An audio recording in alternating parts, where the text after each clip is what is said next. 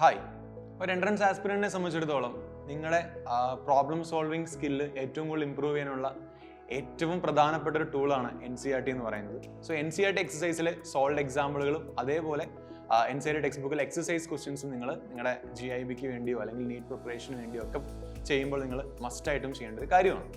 So അങ്ങനെയുള്ള ഒരു NCERT എക്സസൈസും അതിൽ നിന്നും എങ്ങനെ ഒരു എൻട്രൻസ് എക്സാമിന് ചോദ്യം ചോദിക്കും എന്നുള്ള രീതിയിലുള്ളൊരു മാതൃക അല്ലെങ്കിൽ ഒരു സാമ്പിൾ വീഡിയോ നമുക്കൊന്ന് കണ്ടു നോക്കാം. സോ നിങ്ങൾ യൂണിറ്റ്സ് ആൻഡ് മെഷർമെന്റ്സ് എന്ന ചാപ്റ്ററിൽ NCERT എക്സസൈസ് റെഫർ ചെയ്തിട്ടുള്ളെങ്കിൽ കണ്ടിട്ടുള്ള ഒരു ചോദ്യമാണ് ഈ കാണുന്നത്. സോ ചോദ്യം നിങ്ങൾക്ക് അവിടെ കാണാം. A book with many printing errors contains 4 different formulas for the displacement y of A particle undergoing A certain periodic motion. അപ്പം ഒരുപാട് ഫോർമുലാസ് ഉണ്ട്, അതിൽ പ്രിന്റിംഗ് എറേഴ്സ് ഉണ്ടെന്നാണ് അവർ പറയുന്നത്.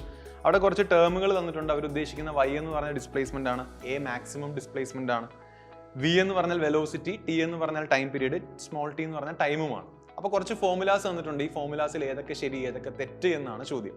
സോ നമുക്ക് ആ ഫോർമുലാസ് ഒന്ന് കണ്ടു നോക്കാം. ABCD ആയിട്ട് കുറച്ച് ഫോർമുല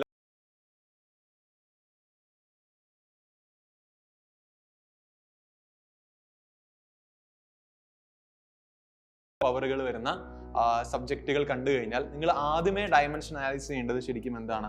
സൈനിന്റെ അകത്തുള്ള ടേമിലേക്കാണ്. കാരണം സൈൻ കോസ് പോലുള്ള ആൾക്കാരുടെ ഡയമെൻഷൻ ഓൾ ടുഗദർ 1 ആണ്, അല്ലെങ്കിൽ ഡയമെൻഷൻലെസ് ക്വാണ്ടിറ്റീസ് ആണ് ഇവർ നമ്മൾ പറയും. അങ്ങനെയാണെങ്കിൽ നമുക്ക് ഇവിടെ സൈനിന്റെ അകത്തുള്ള ആളെ തന്നെ നമുക്ക് എന്ത് ചെയ്യാം? ഫസ്റ്റ് അനലൈസ് ചെയ്യാം. സോ ഇവിടെ ഞാൻ എടുക്കാൻ പോകുന്നത് 2πt/t എന്ന് പറഞ്ഞ ഫാക്ടറാണ്. നമുക്ക് അവരുടെ ഡയമെൻഷൻ ഈക്വൽ ടു 1 കിട്ടണം, അതാണ് നമ്മുടെ ഫസ്റ്റ് പ്രയോറിറ്റി. സോ 2 ഡയമെൻഷൻലെസ് ആണ്, പൈ ഡയമെൻഷൻലെസ് കോൺസ്റ്റന്റ് ആണ്. ടി എന്ന് പറഞ്ഞാൽ എനിക്ക് എഴുതാം, ഡയമെൻഷനിലേക്ക് എഴുതുമ്പോൾ t⁻1 ആണ്. ടി എന്ന് പറഞ്ഞാലും ടൈം പീരീഡ് ആണ്, t⁻1 ആണ്, ഈക്വൽ ടു എനിക്ക് 1 കിട്ടി. സോ സൈനിന്റെ അകത്തുള്ള കമ്പൗണ്ട് ഡയമെൻഷനലി കറക്റ്റ് ആയതുകൊണ്ട് എനിക്കത് ഓക്കെ ആണെന്ന് പറയാം. ഇനി ഇത് മൊത്തത്തിൽ 1 ആയിപ്പോ, that is y is equal to a into dimension എടുക്കാൻ പോവാണ്. സൈനിന്റെ കമ്പോണന്റ് ദാറ്റ് ഇസ് മൊത്തം ഡയമെൻഷൻ 1 ആണ്, അതുകൊണ്ട് 1 എന്ന് എഴുതി. ഇനി നമുക്ക് നോക്കാം, y is equal to a ആണ്. ശരിയല്ലേ? y എന്ന് പറഞ്ഞാൽ ഡിസ്പ്ലേസ്മെന്റ്, a എന്ന് പറഞ്ഞാൽ മാക്സിമം ഡിസ്പ്ലേസ്മെന്റ്. രണ്ടുപേരുടെയും ഡയമെൻഷൻസ് സെയിം ആണ്, അതുകൊണ്ട് എനിക്ക് L ഈക്വൽ ടു L എഴുതാം. So this is a dimensionally correct equation എന്ന് എനിക്ക് പറയാൻ സാധിക്കും. അടുത്ത ക്വസ്റ്റ്യൻ നോക്കിയേ, y is equal to a sine vt എന്നാണ്. നമ്മൾ ഫോക്കസ് ചെയ്യേണ്ടത് ആദ്യമേ എങ്ങോട്ടാണ്? vt, സൈനിന്റെ അകത്തുള്ള ടേമിലേക്കാണ്. അവരുടെ ഡയമെൻഷൻ ഈക്വൽ ടു 1 കിട്ടും നമുക്ക് ഫസ്റ്റ് ചെക്ക് ചെയ്യാം. ദാറ്റ് ഇസ് വിയും ടിയും എടുക്കാം. vt എന്ന് പറഞ്ഞാൽ 1 കിട്ടും നോക്കാം. v വെലോസിറ്റി ആണ്, t സമയമാണ്. വെലോസിറ്റി എന്ന് പറഞ്ഞാൽ L(t⁻⁻1) ആണെന്ന് അറിയാം. t എന്ന് പറഞ്ഞാൽ t⁻1 ആണ്. കട്ടായി പോയാലും അവിടെ അവസാനം ഒരു L അവശേഷിക്കും. ദാറ്റ് മീൻസ് അവിടെ ഡയമെൻഷനിൽ സൈനിന്റെ കേസിൽ അവിടെ പ്രോപ്പർ ആകുന്നില്ല. That means this equation is dimensionally തെറ്റാണ്, ഇൻകറക്റ്റ് ആയിട്ടൊരു ഇക്വേഷൻ ആണ്. അടുത്ത ചോദ്യത്തിലേക്ക് പോവാം. y is equal to a/t sine t/a എന്നാണ്. നേരെ ഫോക്കസ് ചെയ്യേണ്ടത് എങ്ങോട്ടാണ്? t/a എന്ന് പറഞ്ഞ ടേമിലേക്കാണ്. t എന്ന് പറഞ്ഞാൽ ടൈം പീരീഡ്, a എന്ന് പറഞ്ഞാൽ L, t/L which is wrong. അവിടെ എന്ത് വരാൻ പാടില്ല? അവിടെ മൊത്തത്തിൽ സൈന് ഡയമെൻഷൻ എന്തായി മാറണം? 1 വരണം. പക്ഷേ ടൈമും ഡിസ്റ്റൻസും 2 ഡിഫറെന്റ് ക്വാണ്ടിറ്റീസ് ആണ്. അപ്പോൾ ഇതും ഡയമെൻഷനലി ഇൻകറക്റ്റ് ആണ് എന്ന് എനിക്ക് പറയാൻ സാധിക്കും. അപ്പോൾ നിങ്ങൾ ആദ്യമേ പോകേണ്ടത് ഇതുപോലുള്ള സൈൻ, കോസ്, ലോഗ്, e⁻x പോലുള്ള കമ്പോണൻസിനെ ആദ്യം അനലൈസ് ചെയ്യാൻ വേണ്ടിയാണ്. നെക്സ്റ്റ് ഫൈനൽ ചോദ്യമാണ് NCERT എക്സസൈസിലെ ആ ക്വസ്റ്റ്യനിലെ ഏറ്റവും ഡീപ്പ് പാർട്ട്. ചോദ്യം y is equal to a√2 into sine 2πt/t plus cos 2πt/t. Focus ചെയ്യേണ്ടത് എങ്ങോട്ടാണ്? സൈനിന്റെ അകത്തുള്ള കമ്പോണൻസിനെ നമുക്ക് നോക്കാം.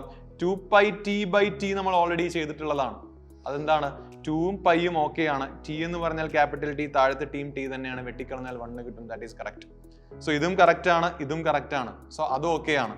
പിന്നെയുള്ളത് ഇവരെ രണ്ടുപേരെയും അനലൈസ് ചെയ്യുക എന്നുള്ളതാണ്. കാരണം ഇവർ രണ്ടുപേരും ഓൾറെഡി 1 ആയി മാറി. ഇനി നോക്കുക, y എന്ന് പറഞ്ഞാൽ L ആണ്, a√2 എന്ന് പറഞ്ഞാൽ a L ആണ്, റൂട്ടിനും ഡയമെൻഷൻ ഇല്ല, അപ്പൊ രണ്ടും L ആണ്. സോ എനിക്ക് പറയാം this equation is dimensionally correct. Yes. അപ്പം ഈ NCERT ഇങ്ങനെ ചോദ്യങ്ങൾ പ്രാക്ടീസ് ചെയ്തുള്ള ഗുണം, നമ്മളൊരു പ്രീവിയസ് ഇയർ ക്വസ്റ്റ്യൻ അനലൈസ് ചെയ്യാൻ പോവാണ്. This is the previous year question. ഇതിന്റെ ഒരു ബാക്കി എന്നുള്ള രീതിയിലാണ് ഈ ചോദ്യം വന്നിട്ടുള്ളത്. ഒന്ന് ആലോചിച്ച് നോക്കിക്കുക. അപ്പൊ NCERT എക്സസൈസിൽ ഈ ചോദ്യം ചെയ്ത് പഠിച്ച ഒരാളെ സംബന്ധിച്ചിടത്തോളം ഈ ചോദ്യം ചെയ്യാൻ വലിയ ബുദ്ധിമുട്ടുണ്ടാവില്ല. ഫോർ എക്സാമ്പിൾ, ഈ ക്വസ്റ്റ്യൻ നിങ്ങൾ വായിക്കുക. The force is given in terms of time t and displacement x by the equation F is equal to a cos bx plus c sin dt എന്നാണ്. The dimensional formula of AD/B. ഇവിടെ already ഒരു equation തന്നു, എന്നിട്ട് AD/B യുടെ dimensional formula കണ്ടുപിടിക്കാനാണ് ചോദ്യം. അപ്പൊ ഇവിടെ ശ്രദ്ധിക്കേണ്ട ഒരു കാര്യം, ഇവിടെ ശരിക്കും ഓക്കെ ഡയമെൻഷനലി ഓക്കെ ആണെന്നും പറഞ്ഞാണ് ഇക്വേഷൻ തന്നിട്ടുള്ളത്, എന്നിട്ട് AD/B എടുക്കാനാണ് പറയുന്നത്. അപ്പൊ നമുക്ക് എന്ത് ചെയ്യാം? ആ ഇക്വേഷനെ ഒന്ന് എഴുതിയെടുക്കാം. F is equal to തന്നിട്ടുള്ളത് a cos bx, ശരി, പിന്നുള്ളത് c sin dt ആണ്. ഇത് ഓൾറെഡി ഡയമെൻഷനലി ഓക്കെ ആണെങ്കിൽ നമുക്ക് മനസ്സിലായി ഇവിടെ ചോദ്യം AD/B യുടെ ഡയമെൻഷൻ കണ്ടുപിടിക്കാനാണ്. അപ്പൊ നമ്മൾ നേരത്തെ പോലെ നമ്മുടെ ഫോക്കസ് എങ്ങോട്ടായിരിക്കണം? സൈനിന്റെ അകത്തെ കോഎഫിഷ്യന്റും കോസിന്റെ അകത്തെ കോഎഫിഷ്യന്റിലേക്ക് നമ്മുടെ ഫോക്കസ് പോകണം. സൈനിന്റെ അകത്തെ കോഎഫിഷ്യന്റ് ആയ ബി എക്സിനെ ഞാൻ ആദ്യമേ എടുത്തു. ഇവര് ഡയമെൻഷനലി കറക്റ്റ് ആണെങ്കിൽ ഞാൻ ഈക്വൽ ടു 1 കൊടുക്കാം അല്ലേ? ഇവര് ഡയമെൻഷനലി ഈക്വൽ ആണെങ്കിൽ ഇവരുടെ ഡയമെൻഷൻസ് എല്ലാം കൂടെ ചെയ്തെടുക്കുമ്പോൾ എനിക്ക് 1 കിട്ടണം. സോ എനിക്ക് ബി എക്സ് ഈക്വൽ ടു 1 എന്ന് കൊടുക്കാം. അവിടുന്ന് ബി ഡയമെൻഷനലി എനിക്ക് 1/x ആണെന്ന് പറയാം. ഡയമെൻഷൻ ഓഫ് ബി എടുക്കുമ്പോൾ എക്സ് എന്ന് പറഞ്ഞ ദൂരമാണ്. അപ്പോൾ 1/l അല്ലെങ്കിൽ l⁻⁻1 എന്ന് കിട്ടും. സോ ബിയുടെ ഡയമെൻഷൻ എനിക്ക് കിട്ടി l⁻⁻1. Next sign D T ആണ്. അപ്പോൾ അവിടെ സൈൻ്റെ അകത്തെ കോഎഫിഷ്യന്റ് ഡി ടി എടുത്തു. So d t equal to 1 എന്ന് കൊടുക്കാം, കാരണം ഓൾറെഡി ഇതൊരു ഡയമെൻഷനൽ ഇക്വേഷൻ ആണ്. അങ്ങനെയാണെങ്കിൽ സൈൻ്റെ അകത്തെ കോഎഫിഷ്യന്റ് എല്ലാം കൂടെ മൾട്ടിപ്ലൈ ചെയ്യുമ്പോൾ എനിക്ക് 1 കിട്ടും. സോ എനിക്ക് അവിടെ നിന്ന് ഡി എഴുതാം, which is equal to 1/t. Dimension എടുക്കുമ്പോൾ t⁻⁻1. അപ്പോൾ എയ്ക്ക് ഡിയും കിട്ടി, ബിയും കിട്ടി. എനിക്ക് ആരെ കൂടെ കണ്ടുപിടിക്കണം? എനെ കൂടെ കണ്ടുപിടിക്കണം. എന്നിട്ട് എനിക്ക് AD/B എടുക്കാം. പ്രിൻസിപ്പിൾ ഓഫ് ഹോമോജീനിയസ് പറയുന്നത് ഓരോ ഡയമെൻഷനും ഓരോ ആൾക്കാരോടും ഈക്വൽ ആണ്. ഇവിടെ എഫിന്റെ ഡയമെൻഷൻ ഇയാളോട് ഈക്വൽ ആയിരിക്കും, ഇയാളോടും ഈക്വൽ ആയിരിക്കും എന്നാണ് പറയുന്നത്. അതിന് എനിക്ക് പറയാൻ സാധിക്കും എ അല്ലേ എനിക്ക് വേണ്ടത്, എഫിന്റെ dimension A cos BX equal ആയിരിക്കും. കോസ് ബി എക്സ് മൊത്തത്തിൽ 1 ആണ്, കാരണം അത് ഡയമെൻഷൻ ഇല്ലാത്ത ക്വാണ്ടിറ്റി ആണ്. അങ്ങനെയാണെങ്കിൽ എനിക്ക് പറയാം എയുടെ ഡയമെൻഷനും ഫോഴ്സിന്റെ ഡയമെൻഷനും ഈക്വൽ ആയിരിക്കും. ഇവരെല്ലാം കൂടി ഇനി ചെയ്തെടുത്താൽ പോരെ. ഫൈനലി ഞാൻ ഇവരെല്ലാം കൂടെ ചെയ്തെടുക്കാൻ പോകുന്നത് ദാറ്റ് ഈസ് AD/B എന്നാണ്. എ എന്ന് പറഞ്ഞാൽ ഫോഴ്സിന്റെ ഇക്വേഷൻ വിച്ച് ഈസ് mLT⁻².